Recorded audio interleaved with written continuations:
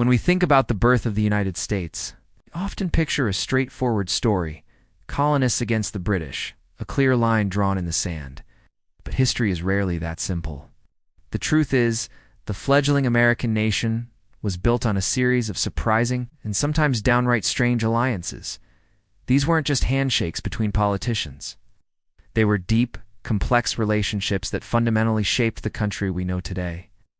Let's dive into some of the most unexpected partnerships that helped America survive its turbulent youth. Our first story takes us to the heart of the American Revolution.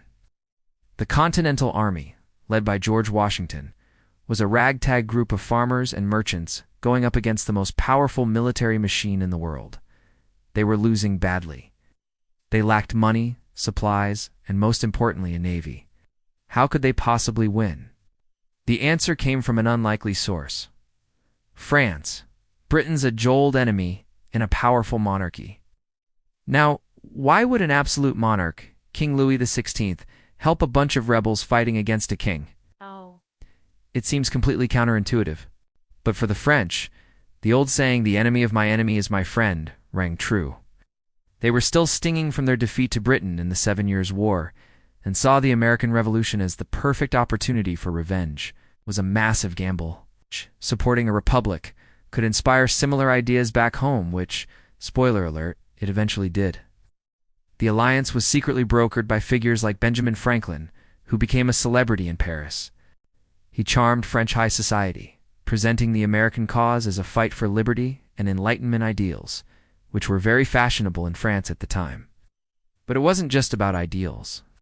The French provided crucial support: money, weapons, professional soldiers, and most critically, their navy. The turning point was the Battle of Yorktown in 1781. While Washington's army trapped the British forces by land, the French fleet, under Admiral de Grasse, blockaded the coast, preventing the British Navy from resupplying or evacuating their army. The British general Cornwallis was caught. His surrender at Yorktown effectively ended the war. So, without this alliance with a French king, the United States might have remained just a rebellious British colony. It's a powerful reminder that sometimes shared interests can create the most unexpected friendships. But the French weren't the only ones. Let's talk about another surprising partner: Spain. Like France, Spain had its own reasons to dislike the British. They had lost Florida to Britain and wanted it back. They also saw an independent America as a potential buffer that could protect their vast colonial empire in the Americas from British expansion. So while France was making grand public declarations, Spain played a more clandestine role. They secretly funneled money and supplies to the American rebels through a fake company. A key figure in this operation was Bernardo de Gálvez, the Spanish governor of Louisiana. He was a military genius. Before Spain even officially declared war on Britain, Gálvez was already taking action. He launched a series of brilliant military campaigns along the Gulf Coast, capturing British forts in Baton Rouge, Natchez, Mobile, and Pensacola. His victories were incredibly important. They diverted British resources away from the main fight against Washington's army in the north. They secured the southern frontier of the United States and kept the crucial Mississippi River open for American supplies. Yet, Gálvez's contributions are often overlooked in popular accounts of the Revolution. It was a Spanish aristocrat, fighting for his own king and empire, who ended up being one of the unsung heroes of American independence. Now, for a truly fascinating and complicated alliance, one that happened right on American soil. This is the story of the Oneida Nation, one of the 6 nations of the Iroquois Confederacy. When the Revolution broke out, the Confederacy tried to remain neutral. But the war was happening all around them, and staying out of it became impossible. The Confederacy ultimately split, with most nations siding with the British, who had been their longtime allies. But the Oneida made a different choice. They decided to side with the Americans. Why? A lot of it came down to personal relationships and trust. A Presbyterian missionary named Samuel Kirkland had lived among the Oneida for years. He respected their culture, learned their language, and had built deep bonds of friendship.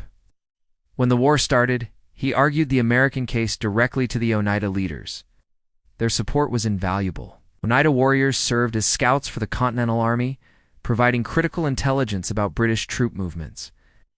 During the brutal winter at Valley Forge, When Washington's army was starving, the Oneida came to the rescue.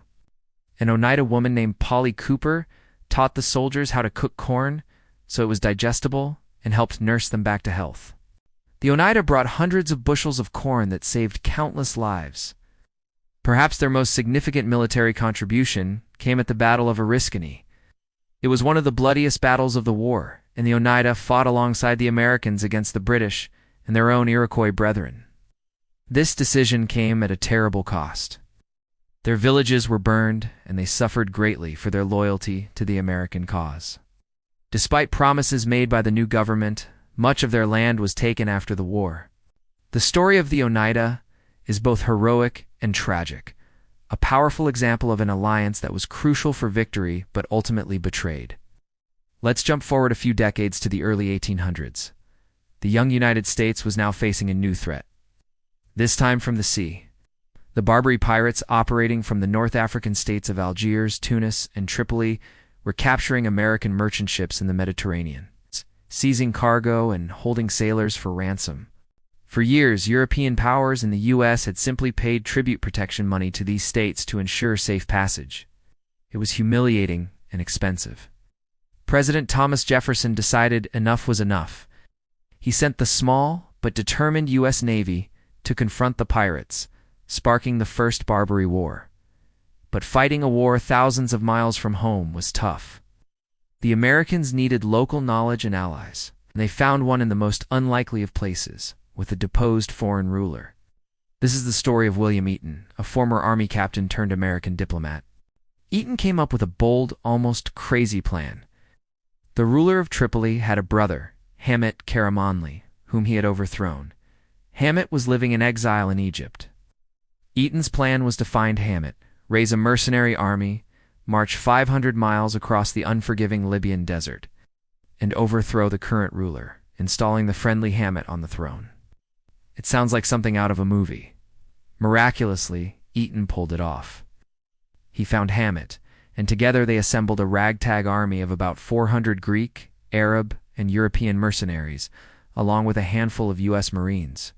This motley crew trekked across the desert, facing starvation, thirst, and mutiny.